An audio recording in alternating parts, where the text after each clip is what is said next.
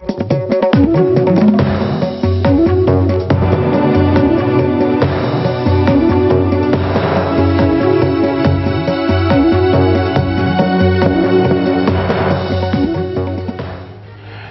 मैं रविश कुमार। आप सबको पता ही है कि हमारा टीबी बीमार हो गया है। पूरी दुनिया में टीबी को टीबी हो गया है। हम सब बीमार हैं। मैं किसी दूसरे को बीमार बताकर खुद को डॉक्टर नहीं कह रहा। बीमार मैं भी हूं। पहले हम बीमार हुए, अब आप हो रहे हैं। आप में से कोई ना कोई रोज हमें मारने, पीटने और जिंदा जला देने का पत्र लिखता रहता है। उसके भीतर का जहर कहीं हमारे भीतर से तो नहीं पहुंच रहा है। मैं कोई डॉक्टर नहीं हूं। मेरा टीबी भी बीमार है। डिबेट के नाम पर हर दिन का यह शोर शराबा आपकी आंखों में उजाला लाता है या अंधेरा कर देता है। शायद आप इस पर सोचते ही होंगे। डिबेट से जवाबदेही तय होती है, लेकिन जवाबदेही के नाम पर अब निशानदेही हो रही है, टारगेट किया जा रहा है। इस डिबेट का आगमन हुआ था मुद्दों पर समझ साफ करने के लिए, लेकिन जल्दी ही डिबेट जनमत की मौत का खेल बन गया। जनमत एक मत का नाम नहीं है। जनमत में कई मत होते हैं, मगर यह डिबेट टीवी जनमत की वैरायटी को मार रहा है। एक जनमत का राज कायम करने में जुट गया है। जिन एंकरों और प्रवक्ताओं की अभिव्यक्ति की कोई सीमा नहीं है, वो इस आजादी की सीमा आपके लिए तय करना चाहते हैं। कई बार ये सवाल खुद से और आपसे करना चाहिए कि हम क्या दिखा रहे हैं, आप क्यों देखते हैं।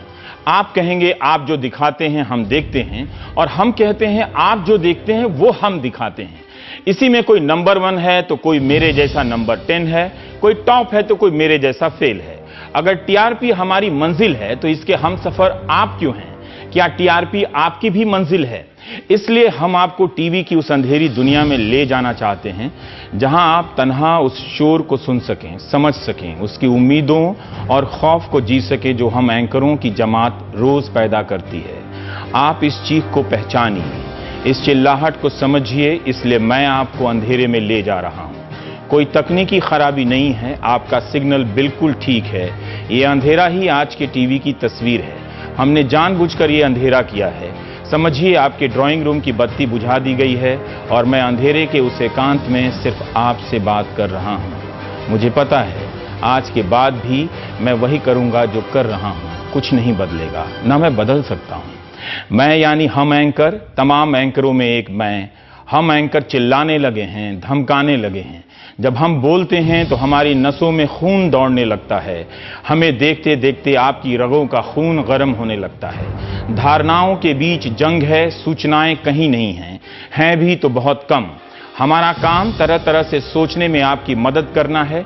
जो सत्ता में है उससे सबसे अधिक सख्त सवाल पूछना है। हमारा काम ललकारना नहीं है, फटकारना नहीं है, दुत्कारना नहीं है, उकसाना नहीं है, धमकाना नहीं है, पूछना है।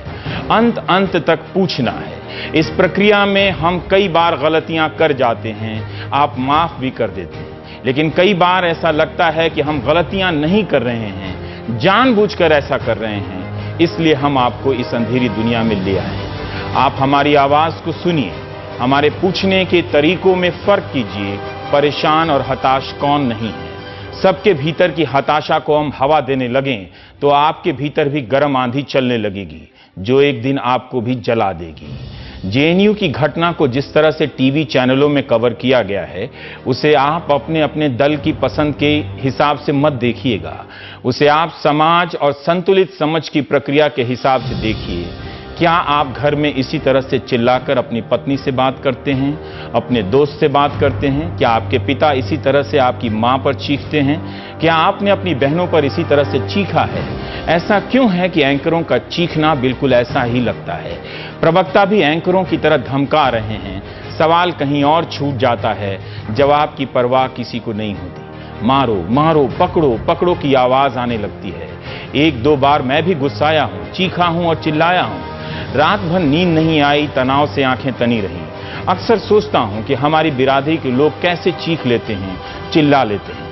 अगर चीखने चिल्लाने से जवाबदेही तय होती तो रोज प्रधानमंत्री को चीखना चाहिए, रोज सेनाध्यक्ष को टीवी पर आकर चीखना चाहिए, हर किसी को हर किसी पर चीखना चाहिए। क्या टीवी को हम इतनी छूट देंगे कि वो हमें बताने की जगह धमकाने लगे? हम में से कुछ को छांट कर भीड़ बनाने लगे और इस भीड़ को ललकारने लगे कि जाओ उसे खींच कर लाओ और मार दो। वो गद्दार है, देशद्रोही है। एंकर क्या है? जो भीड़ को उकसाता हो, भीड़ बनाता हो, वो क्या है? पूरी दुनिया में चीखने वाले एंकरों की पूछ बढ़ती जा रही है। आपको लगता है कि आपके बदले चीख कर वो ठीक कर रहा है, दरअसल वो ठीक नहीं कर रहा है। कई प्रवक्ता गाली देते हैं, मार देने की बात कर रहे हैं, गोली मार देने की बात करते हैं। ये इसलिए करते हैं कि आप डर जाएं, आप बिना सवाल किए उनसे सहमत हो जाएं। हमारा टीवी अब आए दिन करने लगा है। एंकर रोज भाषण झाड़ रहे हैं, जैसे मैं आज झाड़ रहा हूं। वो देशभक्ति के प्रवक्ता हो गए हैं। हर बात को देशभक्ति और गद्दारी के चश्मे से देखा जा रहा है। सैनिकों की शहादत का राजनीतिक इस्तेमाल हो रहा है। उनके बलिदान के नाम पर किसी को भी गद्दार ठहराया जा रहा है।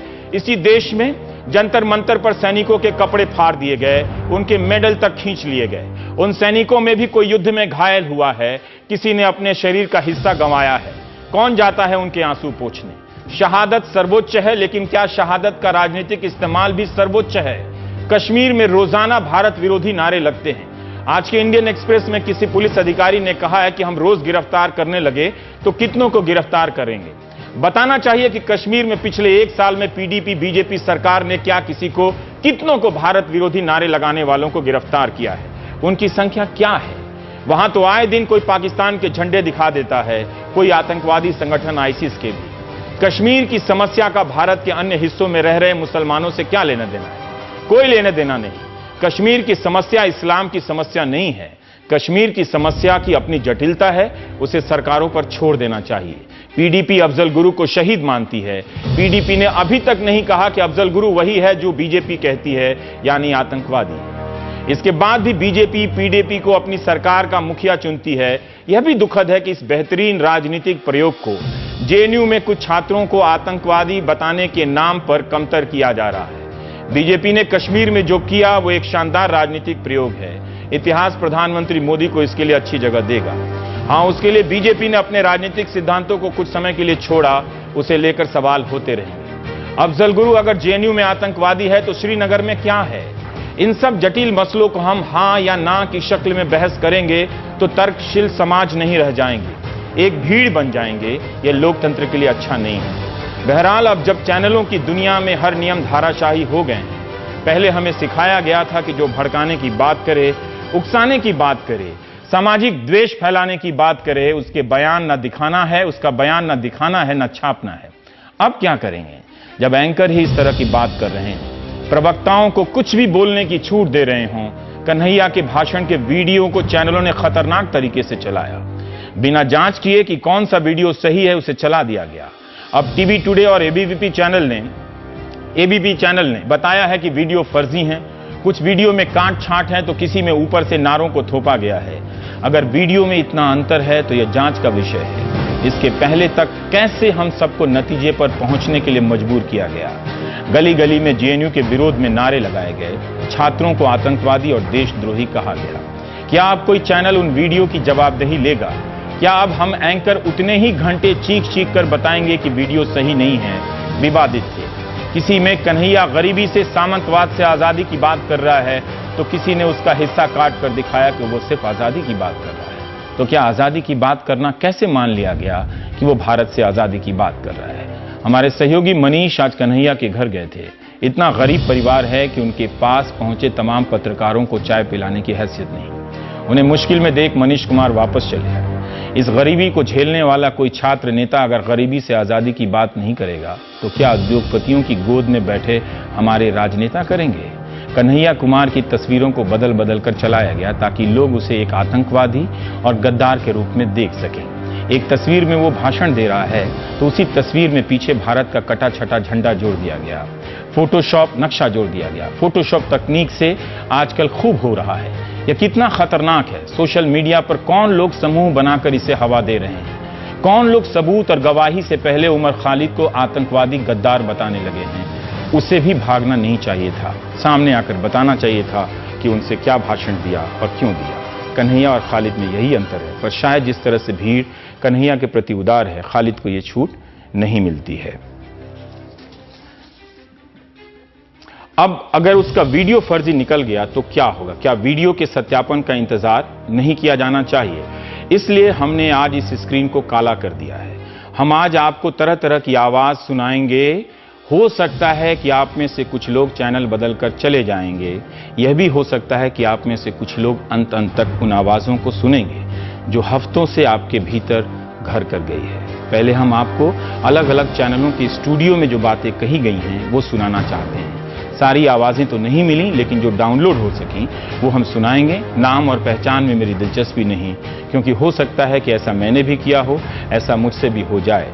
पत्रकार तो पत्रकार, प्रवक्ताओं ने जिस तरह से एंकरों पर धावा बोला है वो भी कम भयानक नहीं है। कहीं पत्रकार धावा बोल रहे थे, कहीं प्रवक्ता, लेकिन पत्रकारों ने देशभक्ति के नाम पर गद्दारों की जो परिभाषा तय की है वो खतरनाक है। मेरा मकसद सिर्फ आपको सचेत करना है। आप सुनिए, गौर से सुनिए, महसूस कीजिए कि इन्हें सुनते हुए आपका खून कब खौलता है, कब आप उत्तेजित हो जाते हैं। यह भी ध्यान रखिएगा कि अभी तक कोई भी तथ्य साबित नहीं हुआ है।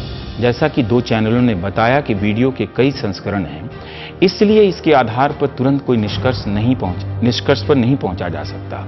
आपके स्क्रीन पर यह अंधेरा पत्रकारिता का पश्चाताप है जिसमें हम सब शामिल हैं। हम फिर से बता दें कि आप मुझे देख नहीं पा रहे हैं, कोई तकनीकी खराबी नहीं है। यह आवाज आपके जहन तक पहुंचाने की कोशिश भर है कि हम सुन सकें कि हम क्या बोलते हैं, कैसे बोलते हैं और बोलने से आपके भीतर क्या होता है। आपको लगता है कश्मीर गुलाम है? आपको लगता है कश्मीर गुलाम है? बोलिए, जवाब दीजिए। मुझे लगता है कि मैं गुलाम हूँ। कश्मीर गुलाम है क्या? मुझे लगता है मैं गुलाम हूँ। इसका क्या मतलब है? और मुझे लगता है कि इस देश में हर एक वो इंसान गुलाम है मुझे ये बताइए, भूख का जो भूखमरी से मर रहा है। डिटर्मिनेशन का क्या मतलब है? आप मुद्दे को डाइवर्ट नहीं कीजिए। मुद्दे को डाइवर्ट नहीं कीजिए। भूखमरी की बात मत कीजिए। मैं बिल्कुल उसी की बात करूंगा, क्योंकि मैं उसी की बात करने के लिए आया हूँ। विरोधी नारे लगाते हैं, उनके मुंह से शोभा नहीं देता। आपके ऑडियो में कहीं मेरा चेहरा दिखा है? आपके ही साथी कहीं मेरा नाम दिखा है? आपके ही साथी है। चलिए दिखाइए। हमारे साथी नहीं है, हमारे साथी नहीं है। आपने और आप इस दावे के साथ कह रहे हैं आपने देश का नागरिक होने के नाते आपको जो है एक FIR करना चाहिए इनके खिलाफ। अगर आप देश के नागरिक करना चाहिए, ये FIR आपको करना ये चाहिए। मेरी जिम्मेवारी है। जी हाँ, तो आप करिए, आप करेंगे FIR। बोलिए, आप करेंगे FIR। अगर ये सच है और जो पहली नजर में सच दिख रहा है, तो क्या आप उमर खालिद की जगह इन बयानों के लिए खेद व्यक्त करना चाहेंगे, माफी मांगना चाहेंगे? इलियास साहब, उमर खालिद तो नहीं आ रहा है सामने। देखिए, मैं आपसे ये कहना चाहता हूं, फिर ये कहना चाहता हूं बार बार कि हमारे नजदीक इस तरह की भाषा का इस्तेमाल नहीं होना चाहिए। लेकिन सवाल ये पैदा होता है, जो कानून का रास्ता है उसी रास्ते से हमें चलना चाहिए। हमारे देश में संविधान है, हमारे देश में न्यायपालिका है, हमारे देश में न्याय, तो उसी से तो भाग रहा है उमर खालिद। जुडिशियल सिस्टम है, उसी से तो भाग रहा है इलियास साहब। सामने आना चाहिए उसे। उससे नहीं भाग रहा है उमर खालिद। और किससे भाग रहा है? जेएनयू कोई ऐसा टापू नहीं है जिसमें कहीं घटना हो जाए और जेएनयू टीए को सबको पता न चले और जेएनयू एसयू को न पता चले। उसी के छत्र छाया में सब कुछ पलता और वहां पर चलता है। ममता, यूनिवर्सिटी और खासतौर से जेएनयू। एक मिनट, मेरी बात पूरी कर लेने दीजिए। बात क्या है उस समय? नहीं, आप दूसरों पर सवाल उठा रही, मैं आपसे भी सवाल करना चाहूंगा। आप मेरा सप्लीमेंट्री सवाल सुनिए। ऐसा नहीं है, वो आप सुनिए मेरा सवाल। जेएनयू नहीं, आप सुनिए मेरी बात पूरी कर देने दीजिए, फिर आपका सवाल। आप ये छात्र संघ का मंच नहीं बना सकती है ममता। ये आप एक नेशनल चैनल पर नेशनल डिबेट कर रही हैं, जो एक राष्ट्रीय संकट के तौर पर बना दिया गया। आप सुनिए मेरा सवाल, एक मिनट सुनिए मेरा सवाल, नहीं तो मैं आप बिल्कुल आप मेरा सवाल सुनिए ममता, आप मेरा सवाल सुनिए। मैं मानती हूँ कि यूनिवर्सिटी खास तौर से ग्रांट प्राप्त करता है, जहाँ पर सबसे ज्यादा अच्छा माइंड पढ़ने आता है, वहाँ पर इस तरह राष्ट्रद्रोह की फसलें फल रही है, फूल रही है। यूनिवर्सिटी के छात्रों की स्थिति है जहां पर 15 छात्रों पर 1 टीचर दिया गया है, जबकि देश की बाकी यूनिवर्सिटीज में 25 पर 1 होता है। यहां इसलिए ऐसा रखा गया ताकि बेहतर ढंग से पढ़ाई हो सके। इसको मॉडल यूनिवर्सिटी बनाने का दर्जा दिया गया। इस पर आप अपनी जेब से प्रति टैक्स पेयर 3 लाख रुपए अदा करते हैं ताकि इस यूनिवर्सिटी से अच्छे अच्छे छात्र, अच्छे अच्छे एकेडमिशियन, अच्छे अच्छे विदेश सेवा में जाने वाले, अच्छे अच्छे IAS बनने वाले छात्र निकल सकें। लेकिन अगर वो पाकिस्तान जिंदाबाद के नारे लगाएंगे राकेश सिन्हा, तो हम उनसे क्या उम्मीद करेंगे? मैं कह रहा हूं कि देखिए, अफजल गुरु को ग्लोरीफाई करना ग्लोरीफाई। तो उन्होंने तो शहीद कहा है पीडीपी वालों ने। तो मैं लार्जर डेमोक्रेटिक उनसे कौन सहमत है? तो लार्जर डेमोक्रेसी में इनको भी एडजस्ट कर लीजिए। आप जब उनको एडजस्ट कर मैंने सकते क्या हैं, कहा? वो तो राजनीतिक दल है। रवीश जी मेरी बात का पूरा नहीं होने देना है। उनके मुख्यमंत्री मेरी बात का पूरा नहीं होने देना है। काम करते कोई भी संप्रभु राज्य अपने जमीन पर अफजल गुरु के पक्ष में नारा लगाने वालों को, पाकिस्तान जिंदाबाद करने वालों को बर्दाश्त नहीं कर सकता है। ये राष्ट्रवाद है नहीं। महबूबा मुफ्ती के अंडर में काम किया है, उनके साथ गठबंधन करके। नहीं, वो उनको कोऑप्ट किया जा रहा है। आपने कोऑप्ट किया है कि उन्होंने आपको कोऑप्ट किया? नहीं, उनको कोऑप्ट किया जा रहा है। चीफ मिनिस्टर, वो मुख्यमंत्री आज बता दूं, जम्मू और आप डिप्टी सीएम बने थे, मैं कह रहा हूं, उसने आपको किया कि आपने उनको किया? You are more dangerous to this country than Maoist terrorists. I wonder who is funding you. Omar, stop. Omar, stop. And now you will have to stop and hear me. Otherwise, I'm going to cut your audio off if you don't stop. The point is simply this. The point is this. Someone's going to call your bluff, and we are calling your bluff tonight. Someone's going to name you as anti-national, and I'm naming you as anti-national tonight. Someone's got to say and question who's funding you, and I'm asking you today who's funding you. We in India allow ample space for a diversity of views, be it political and ideological, and Mr. Omar, you are not the only... एंकरों की गर्माहट और गैर जरूरी नकली देशभक्ति ने लोगों में भरोसा पैदा कर दिया कि अगर कहीं सीमा है तो स्टूडियो में, अगर कोई मुल्क है तो वो टीवी स्टूडियो है, अगर इस मुल्क को कोई बचा रहा है तो वो एंकर जो साबित होने से पहले सबको गद्दार कह रहा है, देशद्रोही कह रहा है। हम जानते हैं कि भारत में देशभक्ति के नाम पर देश प्रेमी जैसी घटिया फिल्में बन चुकी हैं और मदर इंडिया जैसी बेहतरीन फिल्म। मदर इंडिया की देशभक्ति हकीकत फिल्म की देशभक्ति से कितनी अलग है। एक मां अपने बेटे को मार देती है, एक सिपाही गोली खाकर वतन को अलविदा कह देता है। 18 तारीख को जेएनयू बचाओ रैली निकली तो 21 को रिफॉर्म जेएनयू के नाम से रैली निकलने वाली है। अब आप जो आवाज सुनेंगे दोनों पक्षों की रैलियों की आवाज है। पहले आप एबीवीपी की रैलियों की आवाजें सुनेंगे, फिर उसके बाद लेफ्ट और अन्य संगठनों की रैलियों की आवाज सुनेंगे। सुनिए कि एक घटना जिसके सबूत और तथ्य पर अभी कोई अंतिम फैसला नहीं आया है, लेकिन बात कहां से कहां पहुंच गई। इन आवाजों में कितना गुस्सा है। गुस्से से सोचने की शक्ति बंद हो जाती है।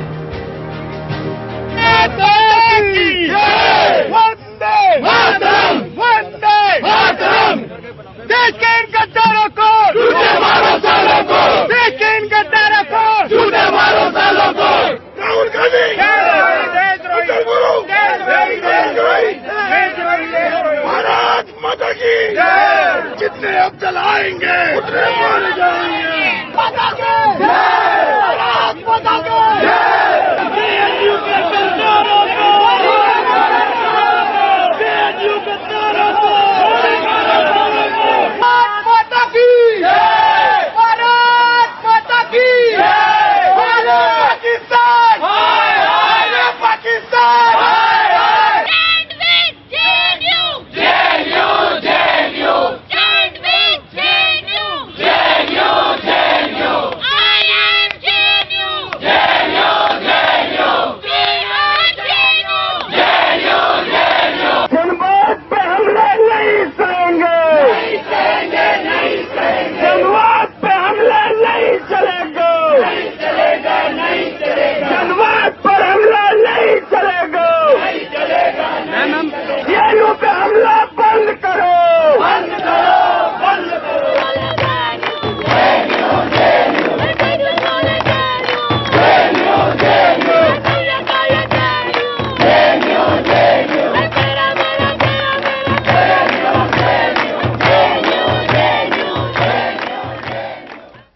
मैं आपको अंधेरे में ले आया हूं, आपका सिग्नल ठीक है। पटियाला कोर्ट में जो हुआ वो क्या था? वकीलों की एक भीड़ आई और पत्रकारों को पीट गई।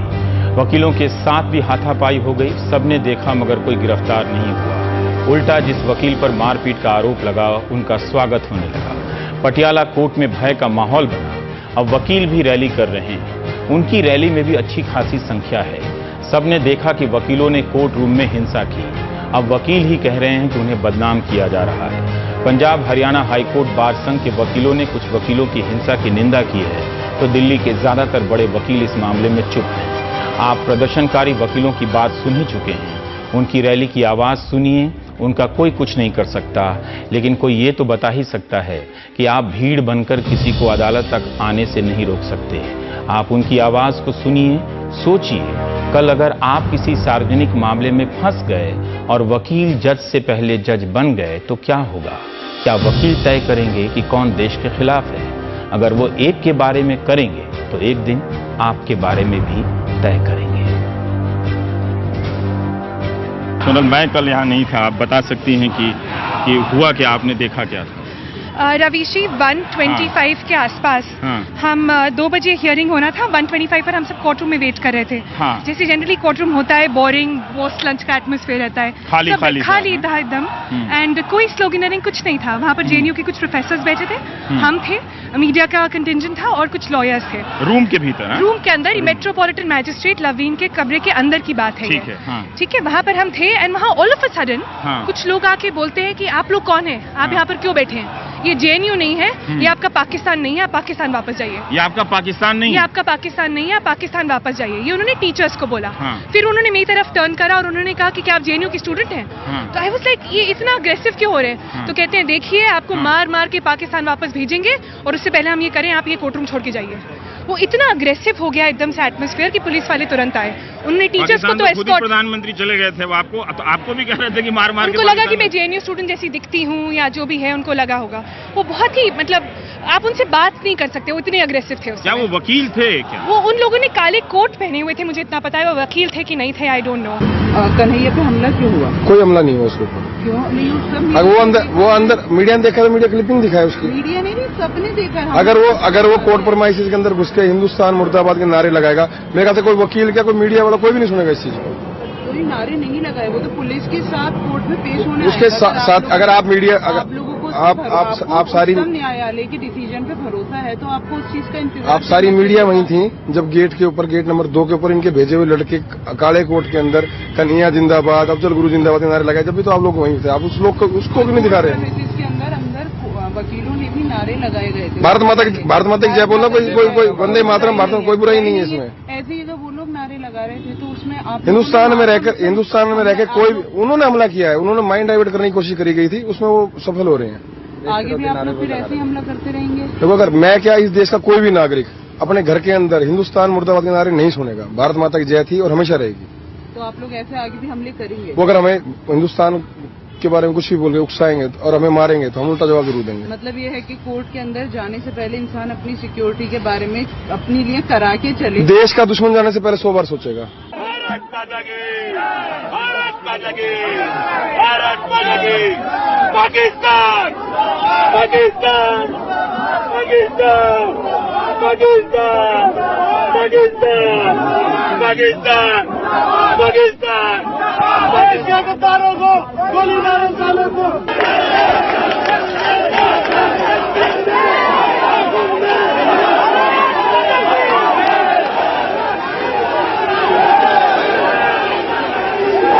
अतुल हट यार।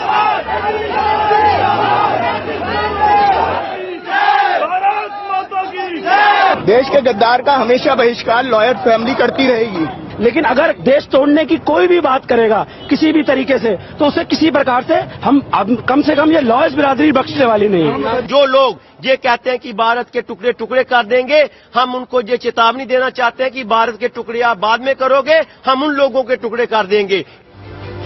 क्या कोई विधायक कह सकता है कि उसके हाथ में बंदूक होती तो गोली भी मार देता? कोई सबूत नहीं कि किसी ने कोर्ट के बाहर पाकिस्तान जिंदाबाद के नारे लगाए या नहीं, लेकिन घेर कर लोगों ने मारना शुरू कर दिया। ओपी शर्मा को पुलिस कमिश्नर ने छूट दे दी, बाद में उनसे भी पूछताछ हुई, गिरफ्तार किया गया और जमानत पर रिहा भी। ओपी शर्मा की भाषा कई लोग बोलने लगे हैं, नारे लगने लगे हैं, बैनर लेकर लोग चलने लगे कि घर घर में घुसकर मारेंगे।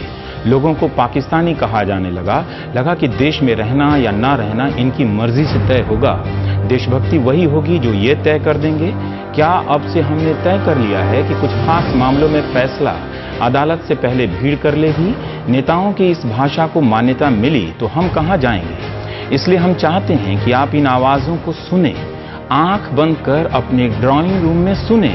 तभी हमने स्क्रीन से तस्वीरें हटा दी हैं और इसे काला छोड़ दिया है। ओम प्रकाश शर्मा के साथ साथ बीजेपी के एक और विधायक कैलाश चौधरी ने भी गोली मार देने का बयान दिया है। क्या हम पब्लिक स्पेस में इस तरह के ऐलान को स्वीकार करने लगे हैं? क्या आप गोली मार देने की बात से सहमत हैं? कल अगर कोई नेता आपको गोली मार देने की बात करेगा तो आप किसके पास जाएंगे?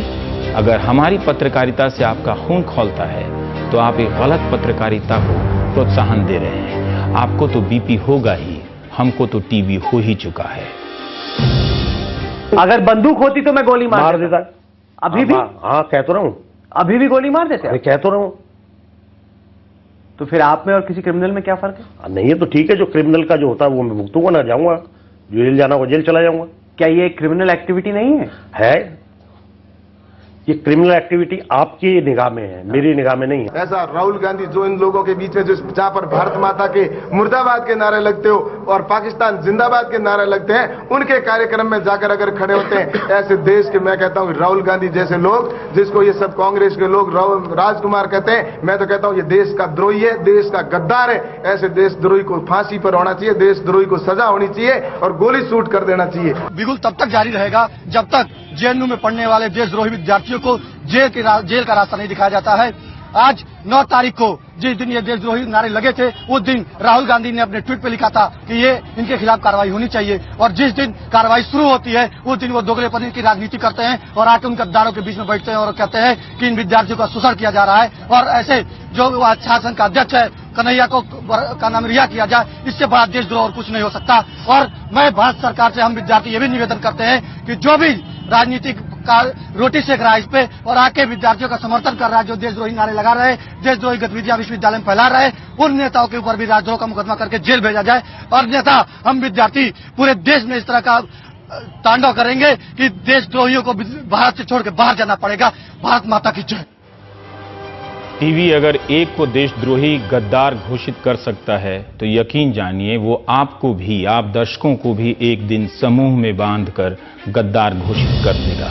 बिहार के बेगूसराय का कन्हैया आतंकवादी घोषित कर दिया गया है। अदालत ने अंतिम फैसला नहीं सुनाया है। पत्रकारिता में हमें सबको सिखाया गया है कि साबित होने से पहले हम कथित का इस्तेमाल करेंगे, जैसे हत्या में कथित रूप से शामिल। हम सब ने इस परंपरा को कब का छोड़ दिया। अब आरोपी कोई नहीं है। एंकर की अदालत में सब सजा याफ्ता हैं। कभी बीजेपी अपराधी है तो कभी कांग्रेस अपराधी है, कभी आप अपराधी हैं। टीवी चैनल अब एंकरों के हाथ का खिलौना बन गए हैं। वो महीनों तक गंद फैलाते हैं मगर एकाध मौकों पर अच्छा काम करके महान बन जाते हैं। अचानक लोग उनकी वाहवाही करने लगते हैं, अचानक आप हमारी वाहवाही करने लगते हैं। सोशल मीडिया में एंकरों के समर्थन या विरोध में आंदोलन जैसा चलने लगता है। हम सूचना के सिपाही कम रह जाते हैं, उन नारों के खिलाड़ी बन जाते हैं। उमर खालिद का नाम है कि उसने भारत के खिलाफ बर्बादी का नारा लगाया। उसके पिता भी कहते हैं कि उसे सामने आना चाहिए, लेकिन मीडिया ने उसके पिता से भी कहा कि बेटे की करने की आप गवाही दीजिए, माफी मांगिए। हम क्लीन चिट नहीं दे रहे हैं, लेकिन क्या किसी के पास ठोस सबूत है? उस सबूत की जांच कहां होगी? टीवी स्टूडियो में या अदालत में? या अदालतें और जांच एजेंसियां भी तुरंत का तुरंत काम करने के लिए मजबूर होंगी? आप उमर खालिद को लेकर उनके पिता जानने वालों की आवाज को सुनिए और उनकी भी, जो उमर को आतंकवादी घोषित कर चुके हैं। विराट कोहली का फैन जिसने भारत माता का झंडा अपने घर में फहराया, 10 साल के लिए उसको बिना ट्रायल अंदर कर दिया। और इन लोगों को जो ये कहते हैं कि भारत के टुकड़े कर देंगे, ये सीधा सीधा देशद्रोह का मामला बनता है। इनके खिलाफ देशद्रोह का मामला डालकर इनको सीधा जेल में डालना चाहिए। और देश के लिए हमारी जान भी हाजिर है। वहां जो नारे लगाए गए हैं वो बहुत सारे ऑब्जेक्शनेबल नारे लगाए गए हैं, मैं उनसे सहमत नहीं हूं। लेकिन ये फैसला होना चाहिए कि वो नारे किसने लगाए हैं। देखिए, हर तरह के लोग उसमें शामिल हो गए थे। वो प्रोग्राम था, ओपन प्रोग्राम था, उसमें कश्मीर के स्टूडेंट भी थे, उसमें एबीपी के लोग भी शामिल हो गए थे जिन्होंने पाकिस्तान की हिमायत में नारे लगाए, पाकिस्तान जिंदाबाद के नारे लगाए। तो और बहुत सारे वीडियो जो है वो टेम्पर्ड शक्ल में सामने आ रहे हैं। तो अगर किसी ने ऑब्जेक्शनेबल नारे लगाए हैं, देश विरोधी नारे लगाए हैं, तो इसका फैसला अदालत में होना चाहिए। लेकिन सर, ये जो वीडियो आया है उसमें उमर खालिद जो है वो ये कहते हुए दिख रहे हैं कि हर घर से अफजल निकलेगा। इसको किस तरीके से आप देखते हैं? नहीं, मैंने आपसे ये कहा है कि हम उन नारों को सब्सक्राइब नहीं करते हैं, उससे सहमत नहीं उन नारों से। उमर खालिद मेरा जूनियर है। आपका जूनियर है? अच्छा। मैंने हिस्ट्री में है, मैं जो है, लेकिन वो एक दूसरे ऑर्गेनाइजेशन बिलोंग करता था, मैं एक दूसरे ऑर्गेनाइजेशन में बिलोंग करता था। हमारा भी डिफरेंसेस भी था, लेकिन जिस तरीके से उमर खालिद को टारगेट किया जा रहा है, उनके पिताजी का मीडिया में ट्रायल हो रहा है कि आप बोलिए कि आपके बेटे के लिए आप शर्मिंदा है कि नहीं, ये बहुत ये भी पूछा गया, ये भी कहा ये गया कि मैं आप टीवी नहीं देखता इसलिए मुझे और मालूम जिस तरीके से, क्योंकि उस ऑर्गेनाइजेशन में उमर खान 7वें नंबर पे आता है, हाँ, उसमें सिर्फ एक आदमी उमर को टारगेट किया जा रहा है जस्ट बिकॉज, और कहा जा रहा है कि वो पाकिस्तान का एजेंट है, जैश ए मोहम्मद के साथ उसका कनेक्शन है। आज न्यूज़पेपर आया है कि 15 यूनिवर्सिटीज में वो इस तरीके का प्रोग्राम करने वाला था। ये बेकार से झूठ है। हम लोग 5-5 साल से हम उमर को देखें, he is a Marxist Leninist. There is no point in this kind of फिजूल का गैर जिम्मेदाराना बयान। और उसने बयान दिया है, उसे कह रहे हैं कि वीडियो है उसका जो पाकिस्तान के जिंदाबाद और भारत के टुकड़े हो रहे हैं। एकदम बकवास बात है, उसमें कोई पाकिस्तान के जिंदाबाद ना है। हाँ, लेकिन कश्मीर को लेके, हाँ, उसके साथ मेरे भी बहस है। कश्मीर को वो लोग मानते हैं कि ऑक्युपाइड टेरिटरी है। हाँ, ये तो अमेरिका भी मानता है, बहुत सारे देश मानते हैं। सोशल मीडिया हमारी राजनीति का वो नुक्कड़ है जहां पहले से कुछ लोग तैयार रहते हैं।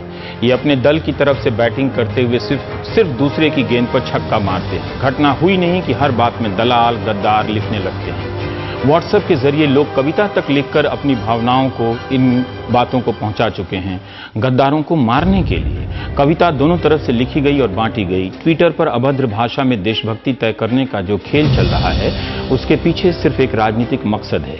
ये गाली देकर आपको डराते हैं, बदनाम करते हैं, अफवाहों से माहौल बनाते हैं कि कोई मार ही डालेगा, फैलाते दहशत हैं और कहते हैं कि देशभक्ति है। कुछ गालियों को हम पढ़ भी नहीं सकते। मैं आप दर्शकों से पूछना चाहता हूं कि कहीं आप तो ऐसी भाषा का इस्तेमाल नहीं करते हैं? क्या आप किसी को जानते हैं जो ऐसी भाषा का इस्तेमाल करता है? अगर आपको ये लोग सही लगते हैं तो अगली बार से महंगाई, नौकरी, बेरोजगारी जैसे मसलों के लिए इन्हीं के पास चले जाइएगा। आज पूरे दिन का आकलन करके मैं ये जो वकील हैं विक्रम सिंह चौहान का बयान है कि आज पूरे दिन का आकलन करके मैं बड़ी उलझन में हूँ। मुझे देश का सबसे बड़ा गुंडा बना दिया गया है और भारत माता के द्रोहियों को हीरो का दर्जा दिया गया है। कोर्ट में वामपंथियों के गुंडों का उत्पात का जवाब देना अगर गुंडई है, अगर भारत माता का जय बोलना गुंडई है, अगर देश विरोधियों को जवाब देना गुंडई है, तो मैं अपने आप को गुंडा मानता हूं। मुझको इन सब के भौंकने की परवाह नहीं। उनके उपद्रव को रोकने में अगर ये तमगे मिल भी गए तो कोई परवाह नहीं। वाह रे देशभक्ति वाह। बाकियों लोगों ने, कई लोगों ने, बरखा दत्त, राजदीप सरदेसाई, सिद्धार्थ वरदराजन, स्वरा भास्कर, इन लोगों को जो गालियां दी गई हैं हम आपको पढ़ नहीं सकते। एक मंत्री का दिया हुआ ये बयान है, प्रेस्टिट्यूट का इस्तेमाल, पता नहीं वो घरों में जाते हैं तो इन शब्दों के साथ कैसे लौटते हैं मुझे नहीं मालूम। बरखा दत्त के बारे में किसी ने लिखा है कि you guys will sleep with Hafiz Mohammad to oppose Modi. मामला इस कोर्ट और घटना का है, इसमें मोदी कहां से आ गए? अव्वल तो मोदी को आना चाहिए था, इतने बड़े मसले पर बोलना चाहिए था। राजदीप सरदेसाई के बारे में लिखा है कि इस घटना से निष्कर्ष निकलता है कि जो जितना बड़ा वामपंथी और सेकुलर है वो उतना ही बड़ा देशद्रोही और गद्दार है। क्या आपने संविधान नहीं पढ़ा कि वहां सेकुलर होना लिखा हुआ है? क्या संवैधानिक होना अब गद्दार होना हो गया है? एक और तरह से लिखता है राजदीप सरदेसाई को कोई धीरज हैं @91 बीजेपी की उनकी मां को गाली दी जाती है। राजदीप की मां बहुत वृद्ध हैं। तू अब तक जिंदा कैसे है इंडियंस का हेटेडनेस लेके। और एक ने लिखा है कि I consider likes of Barkha Dutt, Sagarika Ghosh etcetera more anti national than Hafiz Saeed. अब बताइए, हाफिज सईद से भी ज्यादा, ये तो उन्हीं के खेमे के लोग जाकर हाफिज सईद से बात कराए, इंटरव्यू कराए बाकायदा, और ये कहे जा रहे थे। इस तरह की गालियां सबको दी जा रही हैं। मेरे दर्शक मित्रों, अंधेरा काफी गहरा है। न्यूज चैनलों पर ऐसे अंधेरे दौर कई आए हैं। याद कीजिएगा जब रात होते ही भूत प्रेत चीखने लगते थे। आज के कई पत्रकार तब शमशानों से ही रिपोर्टिंग किया करते थे। फिर दुनिया खत्म करने की भविष्यवाणी के काम में हम लोग लगा दिए गए। फिर गुड़िया जैसा प्रकरण भी हुआ जिसमें हमने हर चैनल में पंचायतें लगाई। आरुषि कांड में तो हम बाकायदा जेम्स बॉन्ड जासूस बन गए। मैंने भी इन सब में कुछ ना कुछ किया ही होगा। बीच में अन्ना आंदोलन से चैनलों ने देशभक्ति का दामन पकड़ा तो वे डिबेट की दुनिया में बदहवास हाँफने लगे। रिपोर्टिंग बंद हो गई है। एंकर ही रिपोर्टर है, एंकर ही संपादक है, एंकर ही अपने आप में चैनल है, एंकर स्टार है। मीडिया का मतलब एक एंकर या 5 एंकर। इस कार्यक्रम का मकसद खुद को साधु, दूसरे को डाकू कहना नहीं है। जो बीमारी कहीं और है वो मुझ में भी है। बात है कि क्या हम इस बीमारी के बारे में आपको सचेत कर सकते हैं कि आपको एक बीमार एंकर रोज आप तक खबरें ला रहा है, खबरों के नाम पर बदहवासी परोस रहा है। एंकर से बड़ा कोई देशभक्त नहीं। वो एंकर सबसे बड़ा देशभक्त है जो दूसरों को गद्दार घोषित करता है। मैं देशभक्त नहीं हूं, क्योंकि मैं किसी एंकर को गद्दार घोषित नहीं कर रहा हूं। वैसे मैं भी देशभक्त हूं, लेकिन राजनीतिक दल के हिसाब से मेरी देशभक्ति तय नहीं होगी। एक ब्रेक लेते हैं। आप आवाज आपके भीतर गूंजती रहनी चाहिए। आप दोषी हैं, दोषी। मुझसे बहस मत कीजिए। मैं आपके नेता के साथ मुझसे झूठ मत बोलो, तुम झूठे हो, झूठे। मैंने आपसे कितनी बार कहा है कि इसका सिर्फ एक ही जवाब है, जान से मार दो इन्हें, मार दीजिए।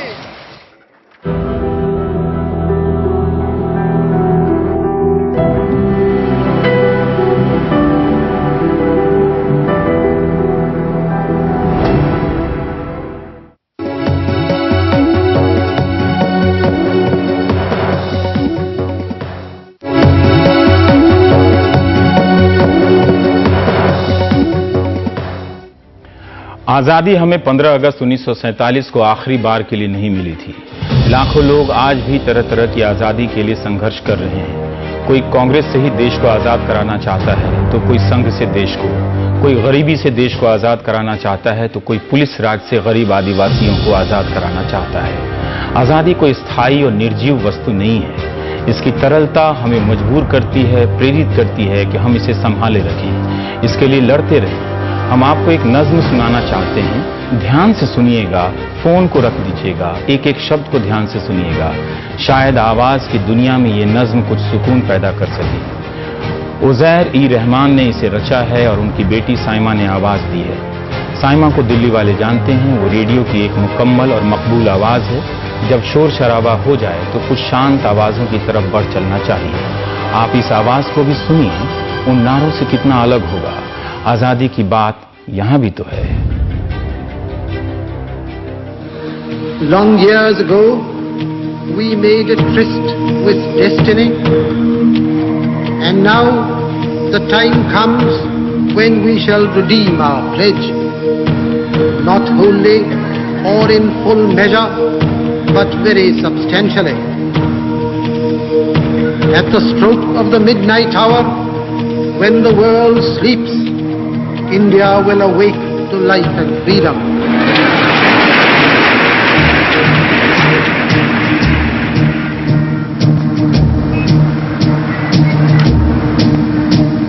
ये सच है, अब आजाद है हम, मिट्टी से सुगंध ये आती है। ऐ जान से प्यारे हम वतनों, अभी काम बहुत कुछ बाकी है।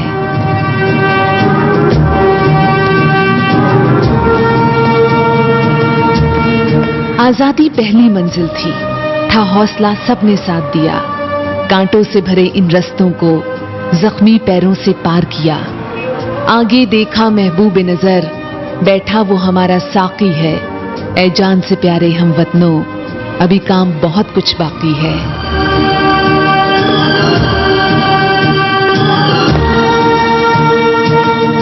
जब ढोल नगाड़े बजते थे, हम जूझते थे बंद कमरों में। मंसूबों पर मंसूबे थे, गांवों के वो हों या शहरों में। हम थके नहीं, बढ़ते ही चले, कि आगे हमारा साथी है। ऐ जान से प्यारे हम वतनों, अभी काम बहुत कुछ बाकी है।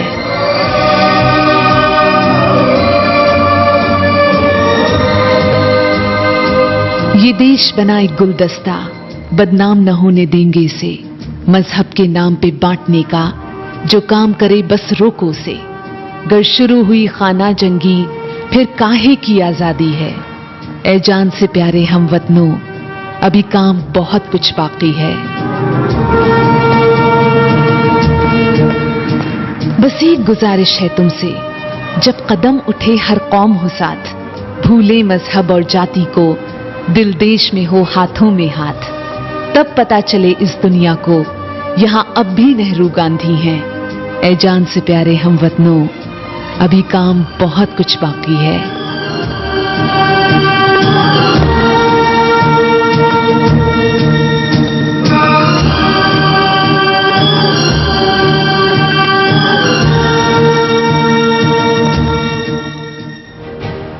मेरे दर्शक मित्रों, टीवी का काम नहीं कर रहा है, वो कुछ और कर रहा है। आप सहमत हो या ना हो, मेरा ये मकसद बिल्कुल नहीं है।